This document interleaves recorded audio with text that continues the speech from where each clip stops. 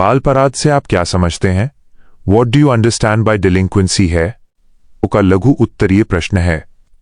यहां लगभग 250 शब्दों में इसका एक विस्तृत उत्तर दिया गया है।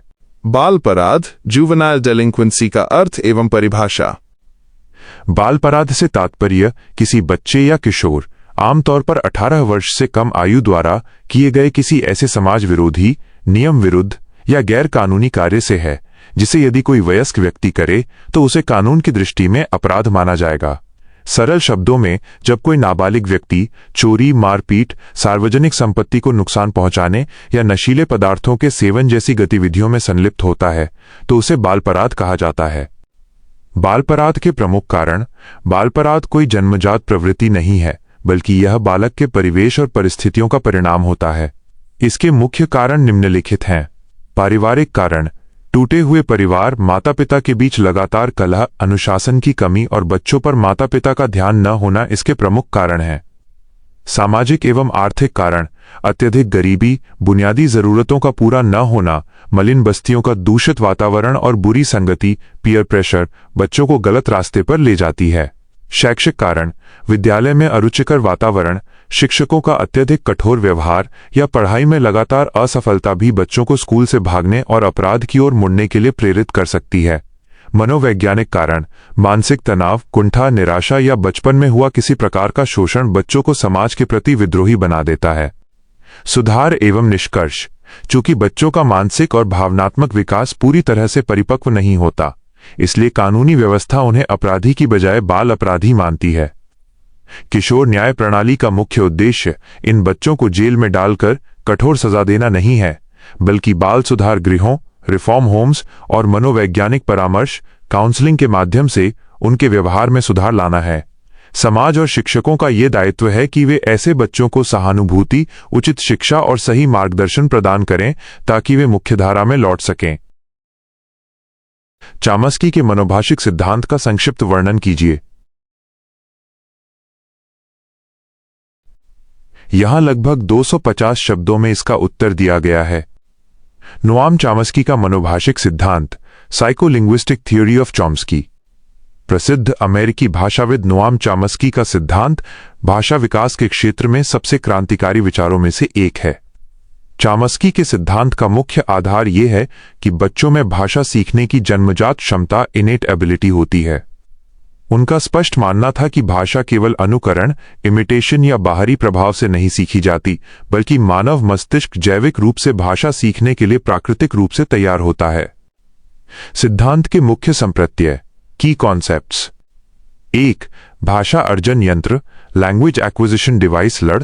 चॉम्स्की के अनुसार प्रत्येक बच्चे के मस्तिष्क में एक अंतर्निहित और अदृश्य भाषा अर्जन यंत्र लड़ मौजूद होता है।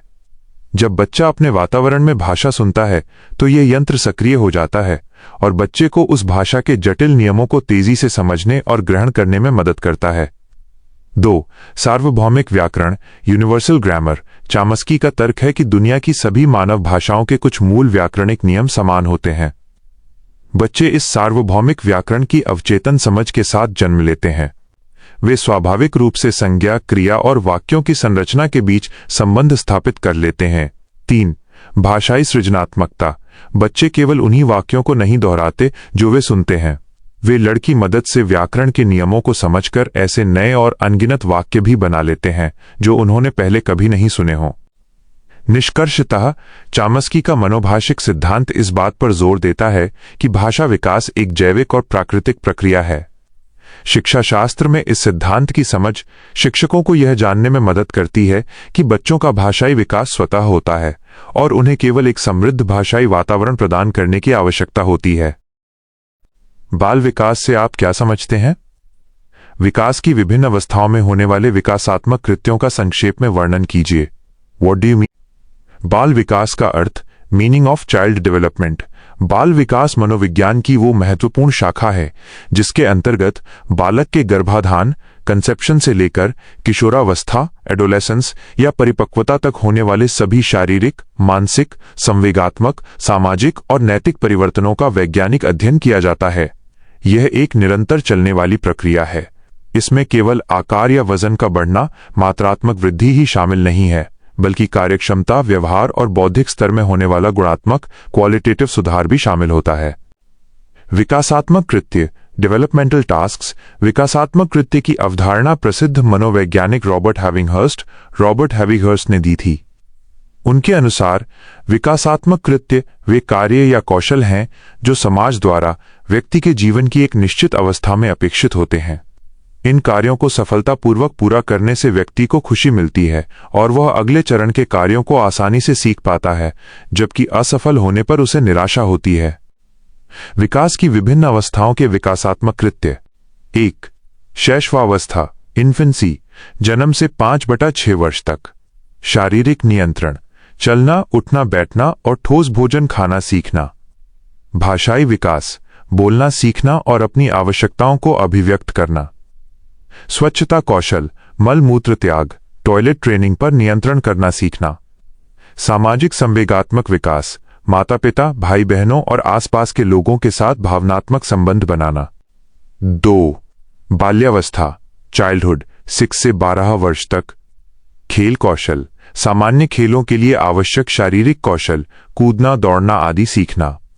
सामाजिकता, अपने हम उम्र साथियों पीयर ग्रुप के साथ मिलजुल कर रहना और नियम मानना सीखना। शैक्षिक आधार, पढ़ना, लिखना और गणित की बुनियादी बातें सीखना।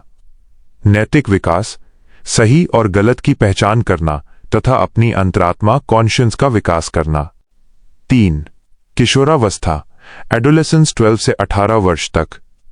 शारीरिक स्वीकृति, शरीर में होने वाले तीव्र परिवर्तनों को स्वीकार करना। भावनात्मक स्वतंत्रता, माता पिता और वयस्कों पर निर्भरता कम करके भावनात्मक रूप से स्वतंत्र होना। करियर की तैयारी, अपने भविष्य के व्यवसाय या करियर के लिए मानसिक और शैक्षिक तैयारी करना। सामाजिक भूमिका, अपने लिंग जेंडर के अनुसार उपयुक्त सामाजिक भूमिकाओं को अपनाना और एक जिम्मेदार नागरिक की तरह व्यवहार करना। निष्कर्षतः विकासात्मक कृत्य एक तरह से सामाजिक और जैविक अपेक्षाएं हैं जो बच्चों को उनके विकास के हर चरण में मार्गदर्शन प्रदान करते हैं और उन्हें एक पूर्ण रूप से विकसित इंसान बनने में मदद करते हैं। एरिक एरिक्सन एवं पियाजे के बाल विकास संबंधी सिद्धांतों की विस्तृत विवेचना कीजिए। इनके शैक्षिक निहितार्थ पर भी प्रकाश डालिए। Discuss in detail theories of childhood development given by Erik Erikson and Piaget. Hawkins. 1. Gene पियाजे का संज्ञानात्मक विकास सिद्धांत, Piaget's theory of cognitive development. Switzerland के मनोवैज्ञानिक जीन पियाजे का मानना था कि बच्चे सक्रिय ज्ञान निर्माता एक्टिव नॉलेज बिल्डर्स होते हैं। उनका सिद्धांत मुख्य रूप से इस बात पर केंद्रित है कि बच्चे सोचते कैसे हैं और उनकी बुद्धि का विकास कैसे होता है। पियाजे ने संज्ञानात्मक विकास की 4 प्रमुख अवस्थाएं बताई हैं। 1. संवेदी गामक अवस्था सेंसोरी मोटर स्टेज 0 से 2 वर्ष। इस अवस्था में बच्चा अपनी इंद्रियों, आंख, कान, स्पर्श और गामक क्रियाओं मोटर एक्शंस के माध्यम से दुनिया को समझता है। इसी अवस्था में वस्तु स्थायित्व ऑब्जेक्ट परमानेंस का गुण विकसित होता है। 2. पूर्व संक्रियात्मक अवस्था प्री ऑपरेशनल स्टेज माइंड 2 से 7 वर्ष। भाषा का तीव्र विकास होता है। बच्चा प्रतीकों का उपयोग करना सीखता है, लेकिन उसमें तार्किक सोच की कमी होती है। इस अवस्था में अहं केंद्रित ईगोसेंट्रिक प्रवृत्ति पाई जाती है। 3. मूर्त संक्रियात्मक अवस्था कॉन्क्रीट ऑपरेशनल स्टेज 7 से 11 वर्ष। बच्चा मूर्त वस्तुओं कॉन्क्रीट ऑब्जेक्ट्स को देखकर उनके बारे में तार्किक रूप से सोचना शुरू कर देता है। उसमें संरक्षण, कॉन्जर्वेशन, वर्गीकरण और क्रमबद्धता के गुण आ जाते हैं। 4. अमूर्त औपचारिक संक्रियात्मक अवस्था फॉर्मल ऑपरेशनल स्टेज 11 से 15 वर्ष तथा आगे। यह सर्वोच्च अवस्था है जहां बच्चा अमूर्त एब्स्ट्रैक्ट विचारों, परिकल्पनाओं और जटिल समस्याओं पर तार्किक चिंतन कर सकता है। पियाजे के सिद्धांत का शैक्षिक निहितार्थ एजुकेशनल सिग्निफिकेंस। आयु के अनुसार पाठ्यक्रम शिक्षकों को बच्चों की संज्ञानात्मक अवस्था के अनुसार ही शिक्षण विधियों और पाठ्यक्रम का चयन करना चाहिए। खोजबीन आधारित शिक्षा डिस्कवरी लर्निंग बच्चों को स्वयं करके सीखने लर्निंग बाय डूइंग और अन्वेषण के अवसर दिए जाने चाहिए। मूर्त से अमूर्त की ओर छोटी कक्षाओं में मूर्त वस्तुओं TLM का अधिक प्रयोग किया जाना चाहिए। 2. एरिक एरिक्सन का मनोसामाजिक विकास सिद्धांत Erikson psychosocial theory. Erik Erikson ने फ्राइड के विचारों का विस्तार करते हुए बताया कि मानव विकास जीवन भर चलता है और समाज तथा संस्कृति का इस पर गहरा प्रभाव पड़ता है। उन्होंने विकास की 8 अवस्थाएं बताईं, जिनमें से बचपन और किशोरावस्था से जुड़ी प्रमुख 5 अवस्थाएं निम्नलिखित हैं। प्रत्येक अवस्था में एक मनोसामाजिक संघर्ष होता है। 1. विश्वास बनाम अविश्वास, ट्रस्ट वीएस मिसट्रस्ट माइनस। जन्म से 1.5 वर्ष।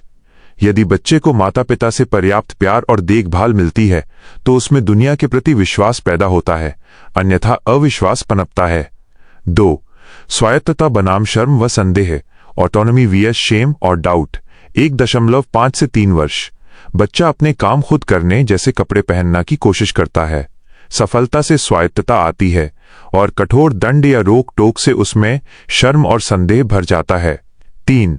पहल बनाम अपराध बोध, इनिशिएटिव वीएस गिल्ट। 3 से 5 वर्ष।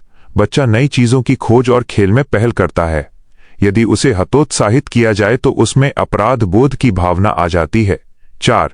परिश्रम बनाम हीनता, इंडस्ट्री वीएस इंफीरियरिटी। 5 से 12 वर्ष। ये स्कूल जाने की उम्र है। बच्चा नई स्किल्स सीखता है। यदि उसकी मेहनत की सराहना हो तो उसमें परिश्रम का भाव आता है, वरना वो हीन भावना का शिकार हो सकता है। 5. पहचान बनाम भ्रांति, आइडेंटिटी वीएस रोल कंफ्यूजन। 12 से 18 वर्ष।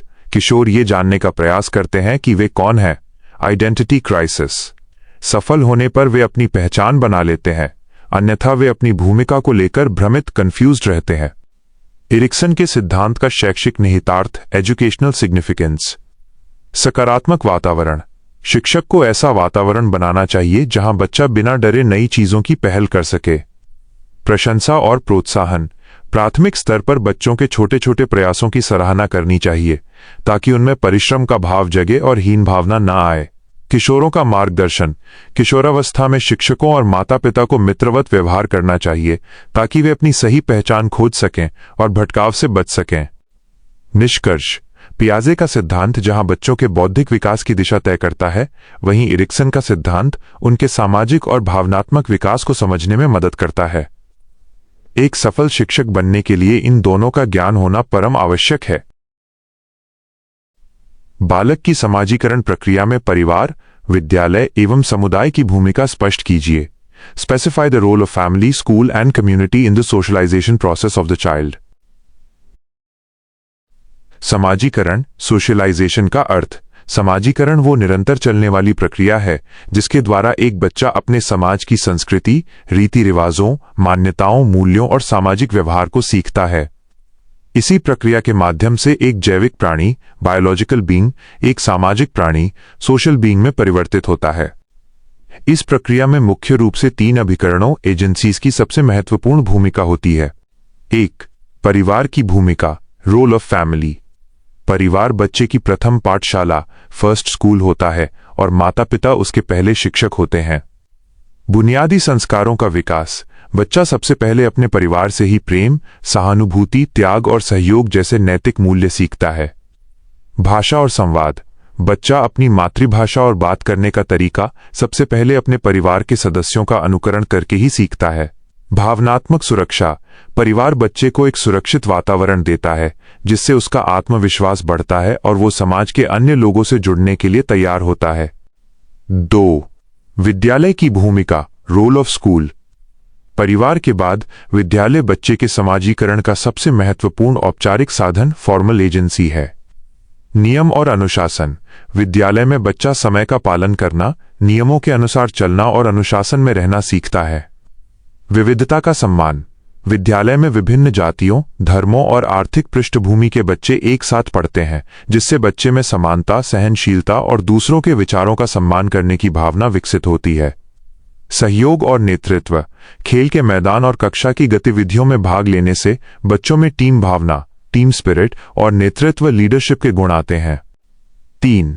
समुदाय की भूमिका, रोल ऑफ कम्युनिटी। समुदाय के अंतर्गत आस पड़ोस, खेल के साथी, धार्मिक और सांस्कृतिक संस्थाएं आदि आते हैं।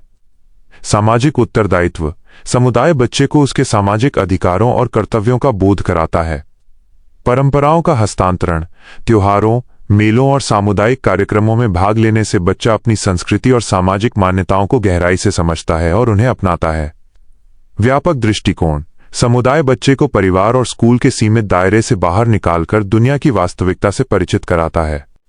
निष्कर्ष, बालक का स्वस्थ समाजीकरण किसी एक संस्था द्वारा संभव नहीं है। परिवार, विद्यालय और समुदाय तीनों एक दूसरे के पूरक हैं। जब ये तीनों सकारात्मक रूप से मिलकर कार्य करते हैं, तभी एक बच्चा आदर्श, जिम्मेदार और चरित्रवान नागरिक बन पाता है। कुसुमायोजन क्या है? एक कुसुमायोजित व्यक्ति की क्या विशेषताएं होती हैं? आप इनके लिए क्या समायोजन प्रक्रिया अपनाएंगे? What is 1. कुसुमायोजन मैलएडजस्टमेंट का अर्थ। समायोजन एडजस्टमेंट का अर्थ है व्यक्ति और उसके वातावरण के बीच एक स्वस्थ संतुलन। जब यह संतुलन बिगड़ जाता है तो उस स्थिति को कुसुमायोजन कहा जाता है। सरल शब्दों में, कुसुमायोजन वह मानसिक स्थिति है जिसमें कोई व्यक्ति अपनी आंतरिक आवश्यकताओं, इच्छाओं और बाहरी वातावरण, समाज, परिवार, विद्यालय की मांगों के बीच तालमेल बिठाने में पूरी तरह असफल रहता है। इस विफलता के कारण व्यक्ति लगातार मानसिक तनाव, द्वंद्व, कॉन्फ्लिक्ट और कुंठा फ्रस्ट्रेशन का शिकार हो जाता है। 2. एक कुसुमायोजित व्यक्ति की विशेषताएं। Characteristics of a mall adjusted person. एक कुसुमायोजित बालक या व्यक्ति के व्यवहार में निम्नलिखित लक्षण स्पष्ट रूप से देखे जा सकते हैं। संवेगात्मक अस्थिरता, इमोशनल इंस्टेबिलिटी, छोटी छोटी बातों पर अत्यधिक क्रोधित होना, चिड़चिड़ापन या बिना कारण रोने लगना। वह अपनी भावनाओं पर नियंत्रण नहीं रख पाता। असामाजिक व्यवहार, एंटी सोशल बिहेवियर, दूसरों से झगड़ा करना, झूठ बोलना, कक्षा में अनुशासनहीनता फैलाना या नियमों को तोड़ना।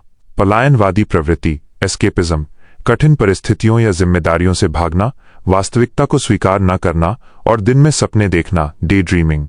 हीन भावना और निराशा, इंफीरियॉरिटी और फ्रस्ट्रेशन, हमेशा नकारात्मक सोच रखना, स्वयं को दूसरों से कमतर समझना और आत्मविश्वास की भारी कमी होना। शारीरिक लक्षण, फिजिकल सिम्टम्स, अक्सर बिना किसी वास्तविक शारीरिक बीमारी के सिर दर्द, थकान या पेट दर्द जैसी शिकायतें करना, जिसे मनोदैहिक विकार, साइकोसोमैटिक डिसऑर्डर्स कहते हैं। 3. कुसुमायोजित व्यक्तियों के लिए समायोजन प्रक्रिया, एडजस्टमेंट मैकेनिज्म्स टू अडॉप्ट।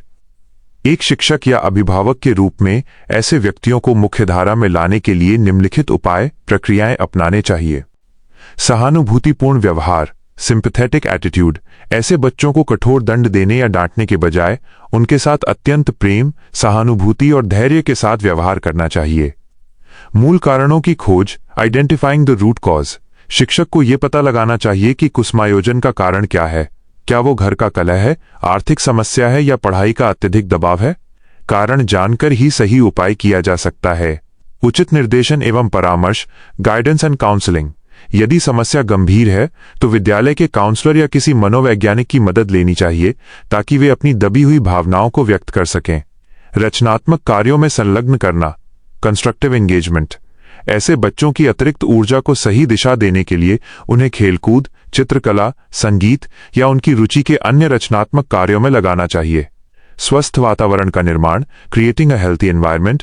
घर और विद्यालय का माहौल ऐसा बनाना चाहिए जहां बच्चा स्वयं को सुरक्षित महसूस करे और उसे अपनी बात कहने की पूरी स्वतंत्रता हो। निष्कर्ष, कुसुमायोजन कोई लाइलाज बीमारी नहीं है। यदि समय रहते सही कारण की पहचान कर ली जाए और शिक्षक, माता पिता व समाज मिलकर एक सकारात्मक माहौल प्रदान करें तो कुसुमायोजित व्यक्ति पुनः एक स्वस्थ और संतुलित जीवन जी सकता है। किशोरावस्था, एडोलेसेंस। अर्थ एवं परिभाषा। किशोरावस्था मानव जीवन के विकास की सबसे महत्वपूर्ण, जटिल और नाजुक अवस्था है। यह सामान्यतः 12 वर्ष से 18 वर्ष तक मानी जाती है। यह बाल्यावस्था और प्रौढ़ावस्था के बीच का संधिकाल, ट्रांजिशनल पीरियड है। प्रसिद्ध मनोवैज्ञानिक स्टैनली हॉल के शब्दों में, किशोरावस्था बड़े संघर्ष, तनाव, तूफान और विरोध की अवस्था है। किशोरावस्था की प्रमुख विशेषताएं। Chief characteristics of adolescence. 1. शारीरिक विकास में तीव्रता। इस अवस्था में किशोर किशोरियों की लंबाई, वजन और मांसपेशियों में तेजी से वृद्धि होती है। यौन अंगों का विकास होता है और वे पूर्ण शारीरिक परिपक्वता की ओर बढ़ते हैं। 2. मानसिक विकास का उच्चतम स्तर। बुद्धि का अधिकतम विकास इसी अवस्था में होता है। किशोरों में तर्क करने, कल्पना करने और अमूर्त चिंतन, एब्स्ट्रैक्ट थिंकिंग करने की क्षमता बहुत बढ़ जाती है। 3. संवेगात्मक अस्थिरता, इमोशनल इंस्टेबिलिटी। किशोरों के संवेग, इमोशंस बहुत तीव्र होते हैं। वे छोटी छोटी बातों पर अत्यधिक क्रोधित, निराश या भावुक हो जाते हैं। उनका अपने मन पर नियंत्रण कम होता है। 4. स्वतंत्रता और विद्रोह की भावना। किशोर समाज, परंपराओं और माता पिता के नियंत्रण से मुक्त होना चाहते हैं। यदि उन पर रोक टोक लगाई जाए तो वे विद्रोही बन जाते हैं। 5. वीर पूजा, हीरो वर्शिप।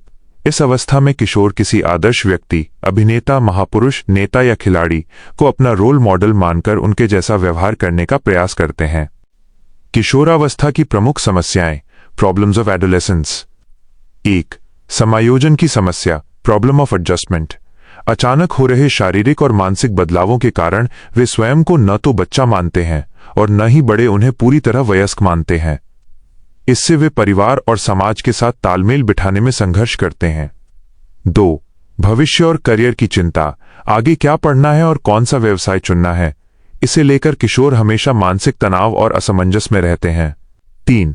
यौन समस्याएं, शारीरिक बदलावों और कामुकता के विकास के कारण उनके मन में कई जिज्ञासाएं पैदा होती हैं।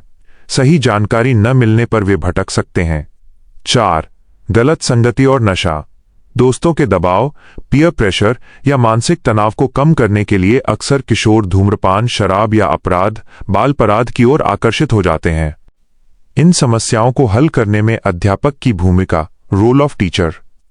शिक्षक केवल एक विषय विशेषज्ञ ही नहीं बल्कि एक मार्गदर्शक भी होता है। किशोरावस्था की समस्याओं को सुलझाने में उसकी भूमिका निम्नलिखित है। 1. सहानुभूतिपूर्ण और मित्रवत व्यवहार। शिक्षक को किशोरों के साथ एक तानाशाह की तरह नहीं बल्कि एक मित्र और मार्गदर्शक, फ्रेंड, फिलोसोफर एंड गाइड की तरह व्यवहार करना चाहिए। उनकी गलतियों पर सबके सामने डांटने के बजाय अकेले में समझाना चाहिए। 2. उचित निर्देशन एवं परामर्श, गाइडेंस और काउंसलिंग। छात्रों की करियर, शिक्षा और व्यक्तिगत समस्याओं को ध्यान से सुनकर उन्हें सही सलाह देनी चाहिए। 3. रचनात्मक कार्यों को प्रोत्साहन।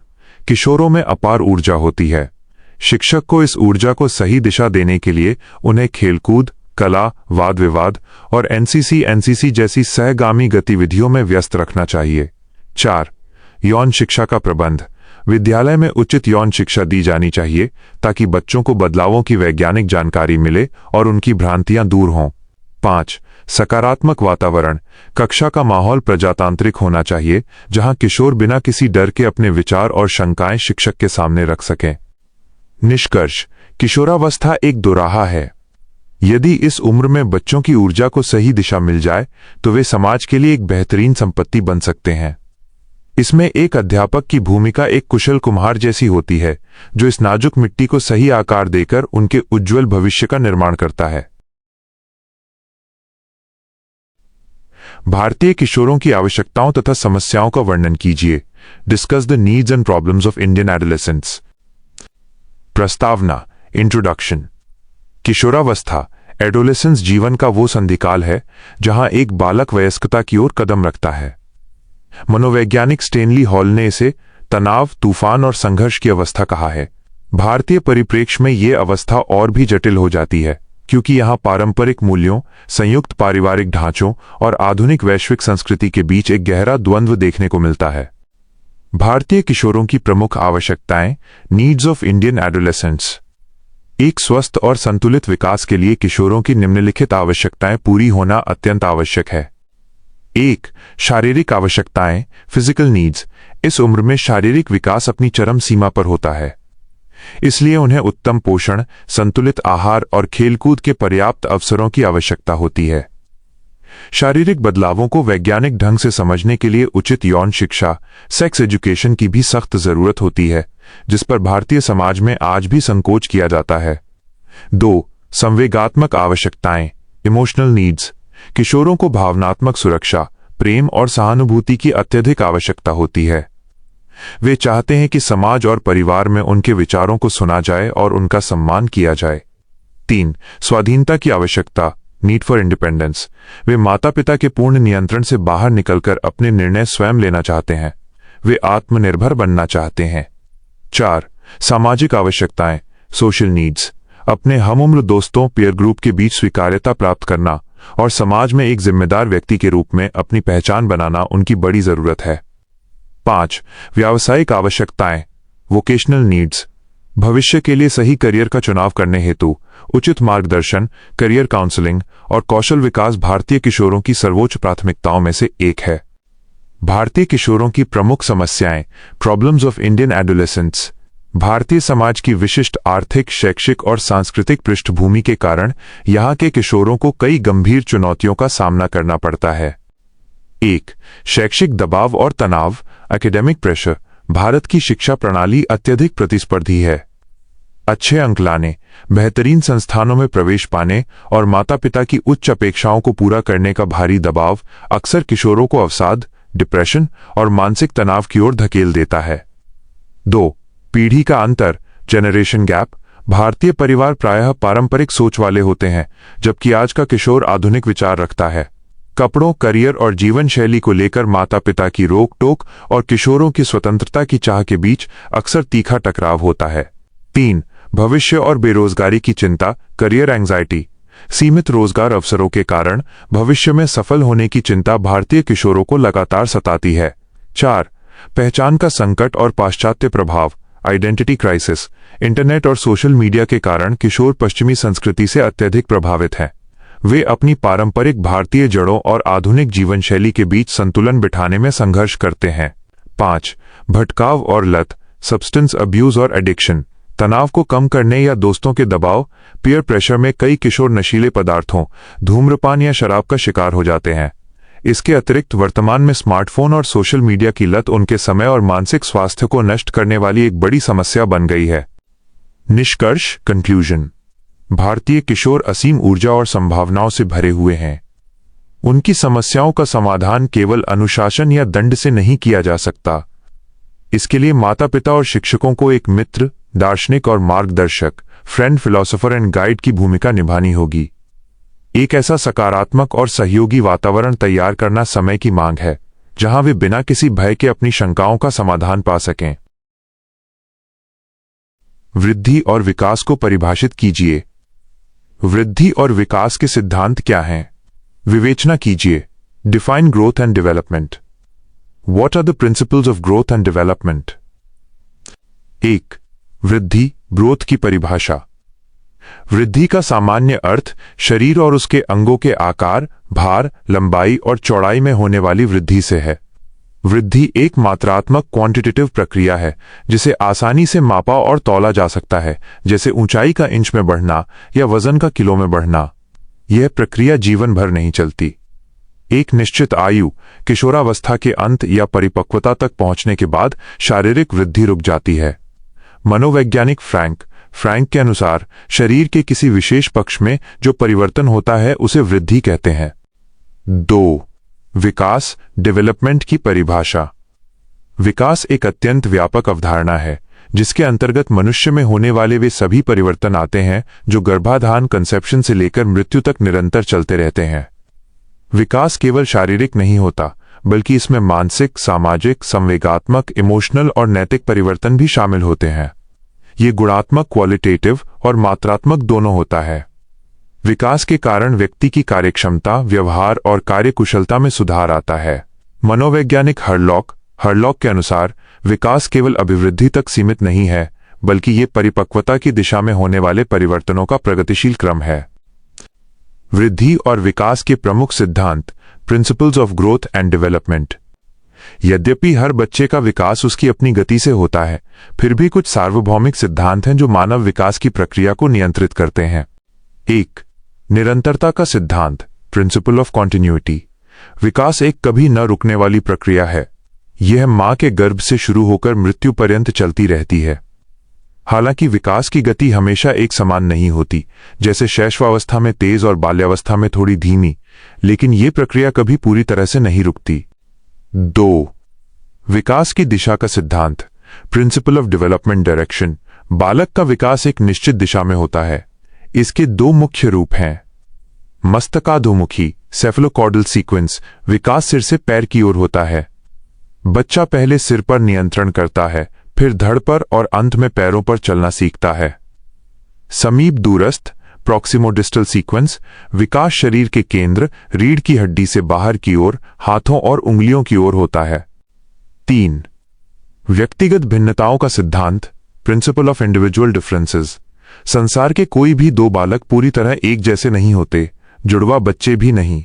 प्रत्येक बच्चे की आनुवंशिकता और उसका वातावरण अलग होता है, इसलिए हर बच्चे के विकास की दर, रेट ऑफ डेवलपमेंट भी भिन्न होती है। 4. सामान्य से विशिष्ट प्रतिक्रियाओं का सिद्धांत, principle of general to specific. विकास हमेशा सामान्य क्रियाओं से विशिष्ट क्रियाओं की ओर बढ़ता है। उदाहरण के लिए, एक नवजात शिशु रोते समय अपने पूरे शरीर को हिलाता है, सामान्य प्रतिक्रिया, लेकिन बड़ा होने पर वो केवल अपनी आंखों और मुख का प्रयोग करता है, विशिष्ट प्रतिक्रिया। 5. समान प्रतिमान का सिद्धांत, प्रिंसिपल ऑफ यूनिफॉर्म पैटर्न। यद्यपि बच्चों के विकास की गति अलग अलग होती है, लेकिन एक ही प्रजाति स्पीसीज में विकास का क्रम, पैटर्न हमेशा समान होता है। दुनिया के सभी मानव शिशु पहले बैठना, फिर घुटनों के बल चलना, रेंगना और अंत में पैरों पर चलना सीखते हैं। 6. परस्पर संबंध का सिद्धांत, प्रिंसिपल ऑफ इंटररिलेशन। बालक के विकास के सभी आयाम शारीरिक, मानसिक, सामाजिक और संवेगात्मक एक दूसरे से गहराई से जुड़े होते हैं। यदि किसी बच्चे का शारीरिक विकास कुपोषण के कारण रुक जाता है, तो उसका मानसिक और सामाजिक विकास भी बुरी तरह प्रभावित होगा। 7. वंशानुक्रम और वातावरण की अंतःक्रिया का सिद्धांत, इंटरैक्शन ऑफ हेरेडिटी और एनवायरनमेंट। बालक का विकास केवल उसके जीन, वंशानुक्रम या केवल उसके आसपास के माहौल, वातावरण का परिणाम नहीं है। विकास इन दोनों की जटिल अंतःक्रिया, डेवलपमेंट इक्वल्स हेरेडिटी गुणा एनवायरनमेंट का प्रतिफल है। निष्कर्ष, एक शिक्षक के रूप में वृद्धि और विकास के इन सिद्धांतों को समझना अत्यंत आवश्यक है। इससे शिक्षक को यह जानने में मदद मिलती है कि किस आयु वर्ग के बच्चे से क्या अपेक्षा की जानी चाहिए, जिससे वो उनके अनुरूप सही शिक्षण विधियों का चयन कर सके। बच्चों के विकास को सामाजिक और सांस्कृतिक परिवर्तन कैसे प्रभावित करते हैं? विस्तार से उदाहरण के साथ वर्णन कीजिए। How do social and cultural changes influence the development of children? Illustrate. प्रस्तावना, इंट्रोडक्शन। बाल विकास कभी भी एक शून्य वैक्यूम में नहीं होता, बल्कि यह समाज और संस्कृति के व्यापक संदर्भ में घटित होता है। प्रसिद्ध मनोवैज्ञानिक लेव विगोट्स्की ने भी अपने सामाजिक सांस्कृतिक सिद्धांत में स्पष्ट किया है कि बच्चे का संज्ञानात्मक और समग्र विकास उसके सामाजिक परिवेश से गहराई से जुड़ा होता है। समय के साथ समाज और संस्कृति में होने वाले परिवर्तन बच्चों के शारीरिक, मानसिक, संवेगात्मक और सामाजिक विकास को प्रत्यक्ष रूप से प्रभावित करते हैं। सामाजिक परिवर्तनों का प्रभाव, इम्पैक्ट ऑफ सोशल चेंजेस। 1. पारिवारिक संरचना में बदलाव, संयुक्त से एकल परिवार। आधुनिक समय का सबसे बड़ा सामाजिक परिवर्तन है संयुक्त जॉइंट परिवारों का टूटकर एकल न्यूक्लियर परिवारों में बदलना। पहले बच्चे दादा दादी और अन्य रिश्तेदारों के बीच पलते थे, जहां से उन्हें नैतिक मूल्य, कहानियां और गहरी भावनात्मक सुरक्षा मिलती थी। आज एकल परिवारों में बच्चों को अधिक स्वतंत्रता और बेहतर सुविधाएं तो मिल रही हैं, लेकिन दूसरी ओर उनमें अकेलापन, स्वार्थ और भावनात्मक अस्थिरता, इमोशनल इंस्टेबिलिटी की समस्याएं भी बढ़ी हैं। 2. माता पिता दोनों का कामकाजी होना। आज के युग में माता पिता दोनों काम पर जाते हैं। इससे परिवार का आर्थिक स्तर सुधरा है, लेकिन बच्चों के लिए क्वालिटी टाइम की कमी हो गई है। बच्चे अक्सर डे केयर या आया मेड के भरोसे पलते हैं, जिससे उनका माता पिता से लगाव और संवेगात्मक विकास प्रभावित होता है। 3. तकनीकी और डिजिटल क्रांति। स्मार्टफोन और इंटरनेट का आगमन एक बहुत बड़ा सामाजिक बदलाव है। जहां एक ओर इंटरनेट ने बच्चों के ज्ञान और बौद्धिक विकास को बढ़ाया है, वहीं आउटडोर खेलों की कमी से उनका शारीरिक विकास, मोटापा, कमजोर आंखें प्रभावित हुआ है। साथ ही साइबर बुलिंग और स्क्रीन की लत जैसी नई समस्याएं पैदा हुई हैं। सांस्कृतिक परिवर्तनों का प्रभाव, इम्पैक्ट ऑफ कल्चरल चेंजेस। 1. पश्चिमीकरण और जीवन शैली, वेस्टर्नाइजेशन। वैश्वीकरण के कारण हमारे खानपान, पहनावे और दैनिक जीवन में भारी सांस्कृतिक बदलाव आया है। पारंपरिक पौष्टिक भोजन की जगह जंक फूड, पिज्जा, बर्गर आदि ने ले ली है, जिससे बच्चों के शारीरिक स्वास्थ्य पर सीधा नकारात्मक असर पड़ा है। 2. प्रतिस्पर्धी संस्कृति और मूल्यों में परिवर्तन। पारंपरिक भारतीय संस्कृति में त्याग, सहयोग और आध्यात्मिकता पर बल दिया जाता था। आज की भौतिकवादी संस्कृति में अत्यधिक प्रतिस्पर्धा, कंपटीशन और व्यक्तिवाद, इंडिविजुअलिज्म हावी है। अच्छे अंक लाने और करियर की अंधी दौड़ ने बच्चों में मानसिक तनाव, अवसाद और सहनशीलता की कमी को जन्म दिया है। विस्तृत उदाहरण, इलस्ट्रेटिव एग्जाम्पल, मान लीजिए एक 10 वर्षीय बच्चा रोहन एक आधुनिक शहरी एकल परिवार में रहता है। उसके माता पिता दोनों मल्टीनेशनल कंपनी में काम करते हैं। रोहन अपना ज्यादातर समय स्मार्टफोन पर वीडियो गेम खेलने या टीवी देखने में बिताता है। सामाजिक परिवर्तन का असर, माता पिता के पास समय न होने और तकनीक के प्रभाव के कारण रोहन की तकनीकी समझ, कॉग्निटिव डेवलपमेंट तो बहुत तेज है, लेकिन मैदानी खेलों से दूरी के कारण उसका शारीरिक विकास कमजोर है। सांस्कृतिक परिवर्तन का असर, फास्ट फूड संस्कृति के कारण वह मोटापे का शिकार है और वास्तविक जीवन में लोगों से बात करने या घुलने मिलने में झिझकता है। कमजोर सामाजिक विकास। निष्कर्ष, कंक्लूजन। निष्कर्षतः सामाजिक और सांस्कृतिक परिवर्तन एक दोधारी तलवार की तरह हैं। ये परिवर्तन बच्चों को आधुनिक दुनिया के लिए तैयार करते हैं, लेकिन साथ ही नई चुनौतियां भी पेश करते हैं। समाज, माता पिता और शिक्षकों का यह दायित्व है कि वे बच्चों को इन परिवर्तनों के सकारात्मक पहलुओं जैसे वैज्ञानिक सोच, लैंगिक समानता को अपनाने और नकारात्मक प्रभावों जैसे सांस्कृतिक पतन, अकेलापन से बचने के लिए सही मार्गदर्शन प्रदान करें। सामाजिक वर्ग के संदर्भ में पार्श्वीकरण और रूढ़िबद्धता की अवधारणा का वर्णन कीजिए। Describe the concept of marginalization and stereotyping with reference to social class. शैक्षिक अध्ययन और परीक्षाओं के दृष्टिकोण से ये समकालीन भारत और शिक्षा तथा समाजशास्त्र का एक अत्यंत महत्वपूर्ण विषय है। यहां लगभग 500 शब्दों में इसका एक विस्तृत और विश्लेषणात्मक उत्तर दिया गया है। प्रस्तावना, इंट्रोडक्शन। किसी भी समाज में आर्थिक स्थिति, शिक्षा, व्यवसाय और जीवन शैली के आधार पर लोगों को विभिन्न समूहों में बांटा जाता है, जिसे सामाजिक वर्ग, सोशल क्लास कहते हैं, जैसे उच्च वर्ग, मध्यम वर्ग और निम्न वर्ग। समाज में संसाधनों और सत्ता का बंटवारा अक्सर असमान होता है, जिसके कारण समाज के कुछ वर्ग विकास की मुख्यधारा से पीछे छूट जाते हैं। इसी असमानता को समझने के लिए पार्श्वीकरण और रूढ़िबद्धता की अवधारणाओं को समझना आवश्यक है। 1. पार्श्वीकरण, कॉन्सेप्ट ऑफ मार्जिनलाइजेशन। अर्थ, पार्श्वीकरण या हाशिए पर धकेलना वो सामाजिक प्रक्रिया है जिसके द्वारा किसी व्यक्ति या समूह को समाज के केंद्र, मुख्यधारा से हटाकर परिधि या हाशिए पर धकेल दिया जाता है। इस स्थिति में उन समूहों को समाज के संसाधनों, अधिकारों, अवसरों और निर्णय लेने की प्रक्रिया से वंचित कर दिया जाता है। सामाजिक वर्ग के संदर्भ में सामाजिक वर्ग के नजरिए से देखने पर स्पष्ट होता है कि समाज का निम्न आर्थिक वर्ग, जैसे दिहाड़ी मजदूर, भूमिहीन किसान या स्लम में रहने वाले लोग, सबसे अधिक पार्श्वीकरण का शिकार होता है। आर्थिक और शैक्षिक वंचना, इन वर्गों के पास धन का अभाव होता है, जिससे वे अच्छी शिक्षा और बुनियादी स्वास्थ्य सुविधाओं से वंचित रह जाते हैं। शिक्षा के बिना वे बेहतर रोजगार नहीं पा सकते, जिससे वे पीढ़ी दर पीढ़ी गरीबी के हाशिए पर ही रहते हैं। सत्ता में भागीदारी की कमी, राजनीतिक या सामाजिक नीति निर्माण में इन गरीब वर्गों की कोई आवाज नहीं होती। वे समाज के प्रभावशाली और संपन्न वर्गों के फैसलों पर निर्भर रहने के लिए मजबूर होते हैं। 2. रूढ़िबद्धता, कॉन्सेप्ट ऑफ स्टेरियोटाइपिंग।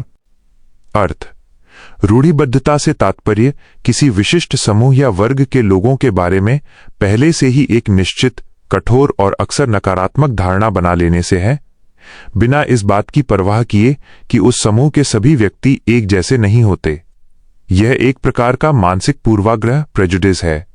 सामाजिक वर्ग के संदर्भ में विभिन्न सामाजिक वर्गों के प्रति समाज में कई तरह की रूढ़िबद्ध धारणाएं प्रचलित होती हैं, जो भेदभाव की नींव रखती हैं। निम्न वर्ग के प्रति रूढ़िबद्धता।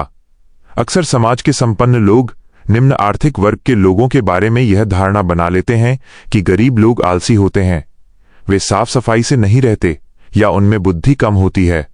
इस रूढ़िवादी सोच के कारण जब कोई गरीब व्यक्ति अवसर मांगने जाता है तो उसकी योग्यता देखे बिना ही उसे नकार दिया जाता है।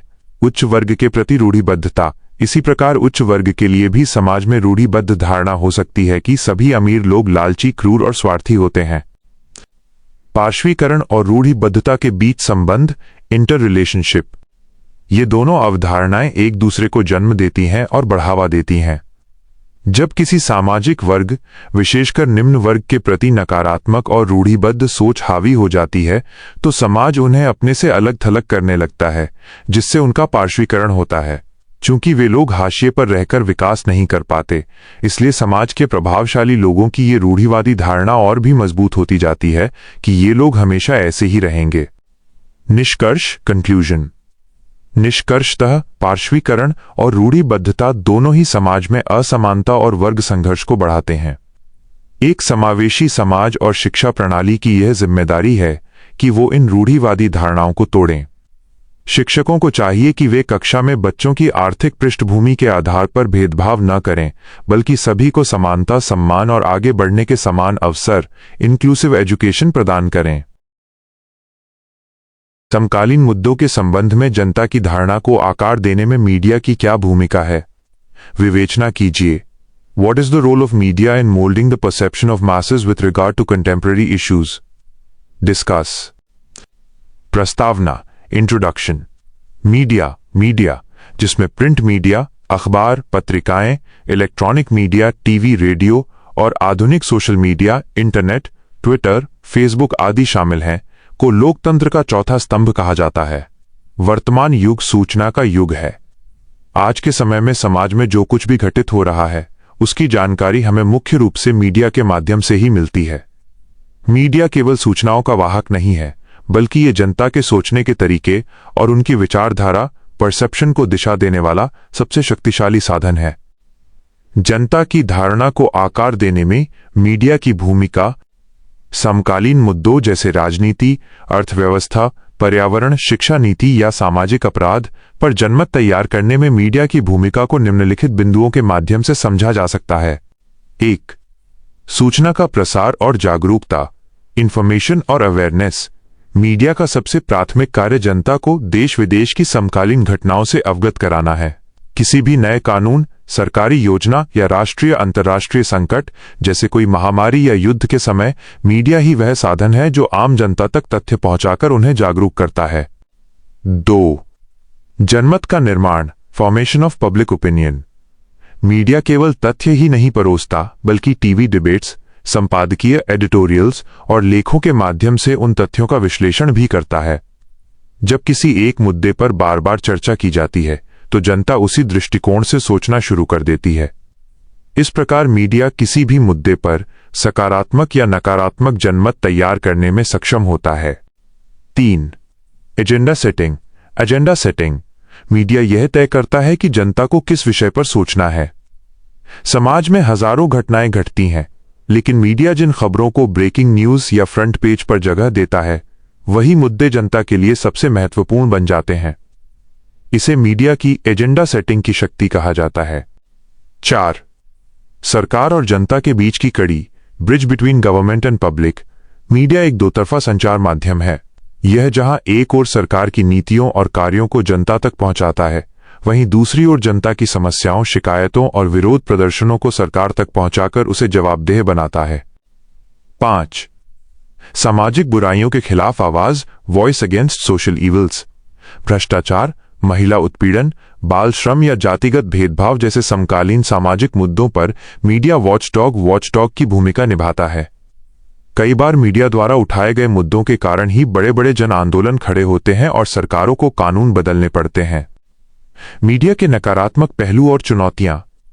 यद्यपि मीडिया की भूमिका अत्यंत सकारात्मक हो सकती है, लेकिन वर्तमान में इसके कुछ चिंताजनक पहलू भी हैं। सनसनीखेज पत्रकारिता, सेंसेशनलिज्म, टीआरपी और व्यूज के लिए असली मुद्दों, शिक्षा, रोजगार को छोड़कर अनावश्यक विवादों को तूल देना। पक्षपात, बायस। कई बार मीडिया घराने किसी विशेष राजनीतिक दल या विचारधारा के पक्ष में खबरें दिखाते हैं, जिससे जनता भ्रमित होती है। Fake news. सोशल मीडिया के युग में अफवाहें और भ्रामक जानकारी बहुत तेजी से फैलती है, जिससे समाज में दंगे या नफरत का माहौल बन सकता है। निष्कर्ष, कंक्लूजन। समकालीन मुद्दों पर जनता की राय बनाने में मीडिया की भूमिका निर्विवाद रूप से सबसे बड़ी है। यह समाज को सही दिशा भी दिखा सकता है और गुमराह भी कर सकता है। इसलिए आज के समय में मीडिया साक्षरता, मीडिया लिटरेसी की अत्यंत आवश्यकता है, ताकि आम जनता और विशेषकर युवा पीढ़ी हर खबर पर आंख मूंदकर विश्वास करने के बजाय उसका आलोचनात्मक विश्लेषण, क्रिटिकल एनालिसिस करना सीख सकें। वर्ग के नैतिक विकास के सिद्धांत की मौलिक संरचना और इसके निहितार्थों की व्याख्या कीजिए। Explain the fundamental structure of Kohlberg's theory of moral development and its implications. B.Ed. ऑनसोड ऑन-रोड के पाठ्यक्रम में बाल विकास चाइल्ड डेवलपमेंट के अंतर्गत यह एक अत्यंत महत्वपूर्ण विषय है। नीचे लगभग 500 शब्दों में इसका एक विस्तृत और व्यवस्थित उत्तर दिया गया है। लॉरेंस कोहलबर्ग का नैतिक विकास का सिद्धांत, थियोरी ऑफ मॉरल डेवलपमेंट। प्रस्तावना, इंट्रोडक्शन। लॉरेंस कोहलबर्ग एक प्रसिद्ध अमेरिकी मनोवैज्ञानिक थे। उन्होंने बच्चों और किशोरों में नैतिकता के विकास को समझने के लिए एक व्यापक शोध किया। अपने शोध में उन्होंने बच्चों के सामने कई नैतिक दुविधाएं, मॉरल डिलेमास प्रस्तुत की, जिनमें हिंज की दुविधा सबसे प्रसिद्ध है, और उन दुविधाओं पर बच्चों द्वारा दिए गए तर्कों का गहराई से विश्लेषण किया। कोहलबर्ग का मानना था कि नैतिक विकास एक क्रमिक प्रक्रिया है जो उम्र के साथ नैतिक तर्क, मॉरल रीजनिंग के आधार पर विकसित होती है। सिद्धांत की मौलिक संरचना, fundamental structure of the theory. Kohlberg ने नैतिक विकास की संपूर्ण प्रक्रिया को 3 मुख्य स्तरों, लेवल्स में विभाजित किया है और प्रत्येक स्तर की 2 अवस्थाएं, स्टेजेस बताई हैं। इस प्रकार कुल मिलाकर नैतिक विकास की 6 अवस्थाएं होती हैं। स्तर 1, पूर्व परंपरागत स्तर, प्री कन्वेंशनल लेवल, लगभग 4 से 10 वर्ष। इस स्तर पर बच्चे का अपना कोई व्यक्तिगत नैतिक मापदंड नहीं होता है। किसी भी कार्य के सही या गलत होने का निर्णय बाहरी कारकों, सजा या पुरस्कार द्वारा तय होता है। अवस्था 1, दंड एवं आज्ञा पालन अभिमुखता, पनिशमेंट एंड ओबीडियंस ओरिएंटेशन। इस अवस्था में बच्चा केवल इसलिए नियमों का पालन करता है ताकि वो बड़ों द्वारा दी जाने वाली सजा या दंड से बच सके। अवस्था 2, साधनात्मक सापेक्षवादी अभिमुखता, अहंकार की अवस्था, इंस्ट्रूमेंटल रिलेटिविस्ट ओरिएंटेशन। इस अवस्था में बच्चा उसी कार्य को सही मानता है जिससे उसकी अपनी इच्छा या स्वार्थ पूरा होता हो। इसे जैसे को तैसा, टिट फॉर टैट की अवस्था भी कहा जाता है। जैसे तुमने मेरी पेंसिल तोड़ी इसलिए मैं तुम्हारी किताब फाड़ूंगा। स्तर 2, परंपरागत स्तर, कन्वेंशनल लेवल, -10 से 13 वर्ष। इस स्तर पर बच्चा समाज, परिवार और देश के नियमों को महत्वपूर्ण मानने लगता है और उन्हें बनाए रखना चाहता है। अवस्था 3, अच्छा लड़का, अच्छी लड़की अभिमुखता, good boy nice girl orientation. बच्चा ऐसा व्यवहार करना चाहता है जिससे माता पिता, शिक्षक और समाज के लोग उसकी प्रशंसा करें और उसे अच्छा समझें। अवस्था 4, कानून एवं व्यवस्था अभिमुखता, लॉ एंड ऑर्डर ओरिएंटेशन। इस अवस्था में बच्चा समाज के नियमों, कानूनों और व्यवस्था को परम सत्य मानता है। उसे लगता है कि कानून का पालन करना उसका परम कर्तव्य है, चाहे परिस्थितियां कैसी भी हों। स्तर 3, उत्तर परंपरागत स्तर, पोस्ट कन्वेंशनल लेवल, 13 वर्ष से ऊपर। यह नैतिकता का सर्वोच्च स्तर है जहां व्यक्ति बाहरी नियमों के बजाय अपने स्वयं के विवेक, कॉन्शियंस के आधार पर निर्णय लेता है। अवस्था 5, सामाजिक अनुबंध अभिमुखता, सोशल कॉन्ट्रैक्ट ओरिएंटेशन। व्यक्ति ये समझने लगता है कि नियम और कानून समाज की भलाई के लिए बने हैं। यदि कोई नियम बहुसंख्यक लोगों का नुकसान कर रहा है तो आपसी सहमति से उस नियम को बदला जा सकता है। अवस्था 6, सार्वभौमिक नैतिक सिद्धांत अभिमुखता, यूनिवर्सल एथिकल प्रिंसिपल ओरिएंटेशन। ये वह अवस्था है जहां व्यक्ति सार्वभौमिक मानवाधिकारों, न्याय और समानता के लिए सोचता है। यहां अंतरात्मा की आवाज ही सबसे बड़ा कानून होती है। व्यक्ति दूसरों के अधिकारों की रक्षा के लिए अपनी जान जोखिम में डालने से भी पीछे नहीं हटता, जैसे नेल्सन मंडेला या महात्मा गांधी। शैक्षिक निहितार्थ, एजुकेशनल इम्प्लीकेशंस। कोहलबर्ग के इस सिद्धांत का शिक्षा के क्षेत्र में अत्यंत महत्वपूर्ण योगदान है। एक शिक्षक इस सिद्धांत का उपयोग निम्नलिखित प्रकार से कर सकता है। 1, नैतिक तर्क का विकास। शिक्षकों को कक्षा में छात्रों के सामने नैतिक दुविधाओं वाली कहानियां और वास्तविक जीवन की परिस्थितियां प्रस्तुत करनी चाहिए। इससे छात्रों में सही और गलत पर तार्किक रूप से सोचने की क्षमता का विकास होता है। 2, स्तर के अनुसार मार्गदर्शन। शिक्षक को यह पहचानना चाहिए कि उसका छात्र नैतिक विकास के किस स्तर पर है। यदि बच्चा स्तर 1 पर है तो उसे नियमों का महत्व समझाना चाहिए, और यदि वह बड़े स्तर पर है तो उसे स्वतंत्र चिंतन के लिए प्रेरित करना चाहिए। 3, समूह चर्चा, ग्रुप डिस्कशन।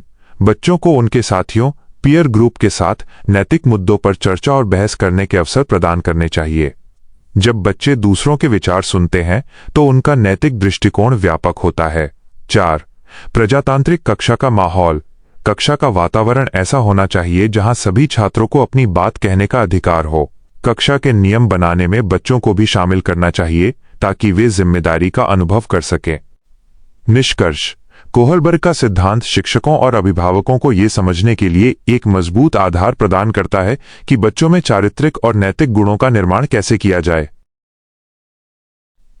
पिगेट द्वारा प्रस्तावित संज्ञानात्मक विकास के चरणों का वर्णन कीजिए। Describe the stages of cognitive development proposed by पियाजे। नोट: हिंदी में पियाजेट का सही उच्चारण और लेखन पियाजे किया जाता है, हालांकि परीक्षा के प्रश्नपत्र में पिगेट लिखा गया है। B.Ed. B.D. के बाल मनोविज्ञान और विकास पाठ्यक्रम में जीन पियाजे का सिद्धांत सबसे महत्वपूर्ण विषयों में से एक है। आपकी आगामी परीक्षाओं की तैयारी और नोट्स के लिए यहां लगभग 500 शब्दों में इसका एक विस्तृत उत्तर दिया गया है। जीन पियाजे का संज्ञानात्मक विकास सिद्धांत, पियाजेज थ्योरी ऑफ कॉग्निटिव डेवलपमेंट। प्रस्तावना: इंट्रोडक्शन। स्विट्जरलैंड के प्रसिद्ध मनोवैज्ञानिक जीन पियाजे, जॉन पियाजे का संज्ञानात्मक विकास सिद्धांत बाल मनोविज्ञान का एक मील का पत्थर है। पियाजे का मानना था कि बच्चे नन्हे वैज्ञानिक, लिटिल साइंटिस्ट्स होते हैं जो दुनिया के बारे में अपने ज्ञान का निर्माण स्वयं सक्रिय रूप से करते हैं। संज्ञानात्मक विकास से तात्पर्य बच्चों के सोचने, तर्क करने, समस्या सुलझाने और दुनिया को समझने की क्षमता के निरंतर विकास से है। पियाजे के अनुसार संज्ञानात्मक विकास एक सतत प्रक्रिया नहीं है, बल्कि ये आयु के अनुसार अलग अलग 4 विशिष्ट अवस्थाओं, चरणों में होता है। दुनिया का कोई भी बच्चा इन चरणों को छोड़ नहीं सकता, अर्थात इन चरणों का क्रम निश्चित और सार्वभौमिक यूनिवर्सल है। पियाजे द्वारा प्रस्तावित संज्ञानात्मक विकास के 4 चरण। 1. संवेदी गामक अवस्था, सेंसरी मोटर स्टेज - जन्म से 2 वर्ष तक। यह संज्ञानात्मक विकास का पहला चरण है। इस अवस्था में बच्चा भाषा या तार्किक सोच का प्रयोग नहीं कर पाता। वो अपनी इंद्रियों, आंख, कान, नाक, त्वचा और गामक क्रियाओं, मोटर एक्शंस जैसे पकड़ना, चूसना, देखना के माध्यम से ही दुनिया को समझता है। प्रमुख विशेषता - वस्तु स्थायित्व, ऑब्जेक्ट परमानेंस। इस अवस्था के अंत तक लगभग 18 से 24 महीने में बच्चे में वस्तु स्थायित्व का गुण आ जाता है। इसका अर्थ है कि बच्चा ये समझने लगता है कि यदि कोई खिलौना आंखों के सामने से छिपा दिया जाए, तब भी उस खिलौने का अस्तित्व खत्म नहीं होता, वो कहीं ना कहीं मौजूद है। 2. पूर्व संक्रियात्मक अवस्था, प्री ऑपरेशनल स्टेज - 2 से 7 वर्ष तक। ये वो अवस्था है जब बच्चा प्रतीकों, सिंबल्स और भाषा का उपयोग करना सीखता है। उसकी शब्दावली तेजी से बढ़ती है, लेकिन उसमें अभी तार्किक सोच का अभाव होता है। अहं केंद्रित, ईगोसेंट्रिज्म। बच्चा सोचता है कि दुनिया भी चीजों को बिल्कुल वैसे ही देखती है जैसे वो देखता है। वह दूसरों के नजरिए को समझने में असमर्थ होता है। जीववाद, एनिमिज्म। बच्चा निर्जीव वस्तुओं जैसे खिलौने, गुड़िया, बादल, सूरज को भी जीवित समझता है और उनसे बातें करता है। केंद्रीकरण, सेंट्रेशन। वो किसी वस्तु या स्थिति की केवल एक ही विशेषता पर ध्यान केंद्रित कर पाता है और अन्य पहलुओं को नजरअंदाज कर देता है। 3. मूर्त संक्रियात्मक अवस्था, कॉन्क्रीट ऑपरेशनल स्टेज 7 से 11 वर्ष तक। इस अवस्था में बच्चों के अंदर तार्किक चिंतन, लॉजिकल थिंकिंग का विकास शुरू हो जाता है, लेकिन यह तर्क केवल मूर्त, कॉन्क्रीट यानी सामने दिखाई देने वाली और स्पर्श की जा सकने वाली वस्तुओं तक ही सीमित होता है। संरक्षण, कॉन्जर्वेशन। बच्चा समझने लगता है कि किसी वस्तु का आकार बदलने से उसकी मात्रा या वजन नहीं बदलता। जैसे चौड़े बर्तन से पानी पतले और लंबे गिलास में डालने पर पानी की मात्रा उतनी ही रहती है। पलटावी गुण, रिवर्सिबिलिटी। बच्चा यह समझ जाता है कि क्रियाओं को उल्टा जा सकता है, जैसे बर्फ पानी बन सकती है और पानी वापस बर्फ बन सकता है। या यदि 2 + 3 = 5 है तो 5 - 3 = 2 होगा। वर्गीकरण और क्रमीकरण। बच्चा वस्तुओं को उनके आकार, रंग या वजन के आधार पर वर्गीकृत, क्लासिफाई करने और उन्हें एक क्रम सीरीज में लगाने में सक्षम हो जाता है। 4. अमूर्त औपचारिक संक्रियात्मक अवस्था, फॉर्मल ऑपरेशनल स्टेज 11 से 15 वर्ष एवं उससे आगे। यह संज्ञानात्मक विकास की सर्वोच्च अवस्था है। अब बच्चा केवल मूर्त वस्तुओं पर निर्भर नहीं रहता, बल्कि उसकी सोच परिपक्व हो जाती है। अमूर्त चिंतन, एब्स्ट्रैक्ट थिंकिंग। किशोर उन चीजों, विचारों या अवधारणाओं जैसे न्याय, स्वतंत्रता, गणितीय समीकरण के बारे में भी तार्किक रूप से सोच सकते हैं जो भौतिक रूप से सामने मौजूद नहीं है। परिकल्पनात्मक निगमनात्मक तर्क, हाइपोथेटिको डिडक्टिव रीजनिंग। वे समस्याओं के समाधान के लिए वैज्ञानिक ढंग से सोचने, परिकल्पनाएं बनाने और उनका परीक्षण करके निष्कर्ष निकालने में सक्षम हो जाते हैं। निष्कर्ष और शैक्षिक निहितार्थ, एजुकेशनल इम्प्लीकेशंस। निष्कर्षतः पियाजे का सिद्धांत शिक्षकों के लिए एक अमूल्य मार्गदर्शिका है। यह स्पष्ट करता है कि बच्चों को रटाने के बजाय उन्हें स्वयं अन्वेषण, डिस्कवरी करने और करके सीखने, लर्निंग बाय डूइंग के अवसर देने चाहिए। पाठ्यक्रम और शिक्षण विधियों का निर्माण बच्चों की आयु और उनकी संज्ञानात्मक अवस्था के अनुरूप ही होना चाहिए, जैसे छोटी कक्षाओं में मूर्त वस्तुओं और चार्ट्स का अधिक प्रयोग करना। पालन पोषण के विभिन्न प्रकार क्या हैं? बाल विकास पर पालन पोषण शैलियों के प्रभाव की विवेचना कीजिए। What are the different types of parenting styles? Discuss the impact of parenting styles on child development. यह बाल मनोविज्ञान का एक बेहद व्यावहारिक और महत्वपूर्ण विषय है। इसे बेहतरीन तरीके से समझने और समझाने के लिए, विशेषकर यदि आप इसे भविष्य में किसी शैक्षिक सामग्री या वीडियो के रूप में प्रस्तुत करने वाले हों, यहां इसका लगभग 500 शब्दों में एक विस्तृत और विश्लेषणात्मक उत्तर दिया गया है। प्रस्तावना, इंट्रोडक्शन। पालन पोषण शैली, पेरेंटिंग स्टाइल से तात्पर्य माता पिता द्वारा अपने बच्चों के लालन पालन, उनके व्यवहार को निर्देशित करने और उनके साथ भावनात्मक संबंध स्थापित करने के तरीके से है। प्रसिद्ध मनोवैज्ञानिक डायना बॉमरिंड ने माता पिता के व्यवहार, बच्चों से उनकी अपेक्षाओं और बच्चों के प्रति उनकी संवेदनशीलता के आधार पर पालन पोषण की शैलियों का गहराई से अध्ययन किया। पालन पोषण के विभिन्न प्रकार, टाइप्स ऑफ पेरेंटिंग स्टाइल्स। मनोविज्ञान में मुख्य रूप से पालन पोषण की 4 शैलियां मानी गई हैं। 1. सत्तावादी या अधिकारवादी शैली, ऑथोरिटेरियन पेरेंटिंग। इस शैली में माता पिता तानाशाह की तरह व्यवहार करते हैं। वे बच्चों पर बहुत सख्त नियम थोपते हैं और बिना किसी सवाल के उनका पालन करने की उम्मीद करते हैं, अर्थात जैसा मैंने कहा वैसा करो।